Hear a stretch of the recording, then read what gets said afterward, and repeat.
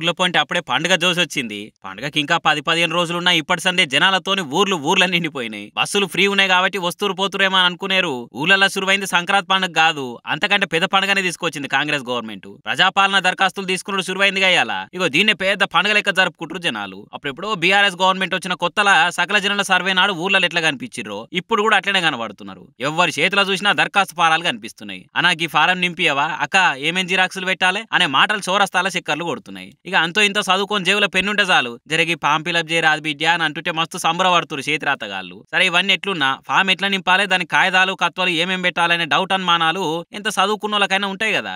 ఇక దీన్ని పసిగట్టింది కాంగ్రెస్ సర్కారు. అందుకే కామన్ జనాలు కూడా సొంతంగా దరఖాస్తు ఫారాలను ప్రిపేర్ చేసుకునే తట్టు అవగాహన కల్పిస్తున్నారు. ఎవరికి ఎసంటూ డౌట్ రాకుండా కుద్దు మతలావి చెప్తున్నారు. ఎంత చెప్పినా ఎక్కడనో ఒక తాన కాటు పడేటోళ్ళు ఉంటారు కదా.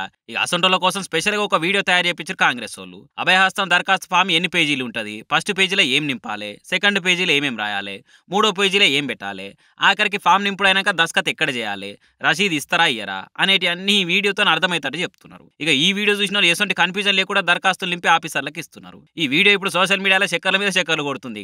ఇక దీన్ని చూసిన సంకలు గుద్దుకుంటున్నారు. ఇగో ఇట్లుంటది చూడరు కాంగ్రెస్ గవర్నమెంట్ పనితనం అని గల్లా ఎగిరేస్తున్నారు. ఒకవేళ బీఆర్ఎస్ గవర్నమెంట్ అయితే ఇటువంటి వాటిని ఆన్లైన్లో పెట్టి వాళ్ళకి తెలిసిన వాళ్ళు ఎవరికో కాంట్రాక్ట్కి ఇస్తున్నారని కౌంటర్లు ఇస్తున్నారు కూడా.